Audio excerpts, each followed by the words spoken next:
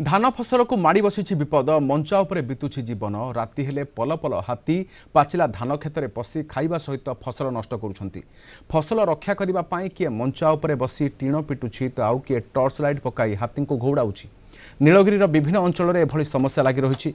आखि आगरे सुनार फसल जमिति उजुड़ी न जाए जीवन को बाजी लगाई चाषी। कुलडीहा अभयारण्य आसुवा हाथीपल पूर्वर अनेक घरद्वार भांगी।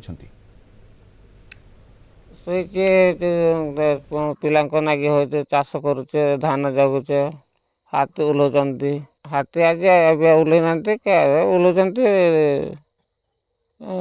राति 11-12 बजे उल्लंती आज आसी ना भय लगिले भी धान को चाष हो जगी तो पड़ुचु ना न जगिले हो धान जाई हेनी घर को लोन पैसा केमती सुझेबा मंचा पर रहा कारण जे आमर ये गोटे 1.5 एकर जमी से चाषपाई आम जगी रहीचु घर द्वार छेड़ी गुरु छुआ पिला को छाड़ी चाष जगुचु चाष न जगिले न बंचेले चाष आम खाइबू कौन आ सबू आम किसी उपाय ना बारंबार तो नष्ट करिया पर फॉरेस्टर वाला को जिते बळे आम डाकुचु से माने तो ताको इच्छा अनुसार आसुचंती जिते बळे टाइम होउचु आसुचंती जिते बळे टाइम न होला आसुना बहुत थर तमने गाँ भितर पशिकी खाऊची किदो घर माने पछपट आगपट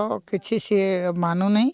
चाषीर दुख न कहले सरे निजर वर्षकर अमल को सुरक्षित रखिबा पाई मंचा उपरे भाड़ी बांधि रही चाषीटीए तेबे जंगली हाथी भय आउ सेपटे जंगलर जंतुक भय तेबे एने जदि स्थानीय प्रशासन जदि कौन चाषी मान पदक्षेप नि जाए ताहले चाषीर दुख दूर होता।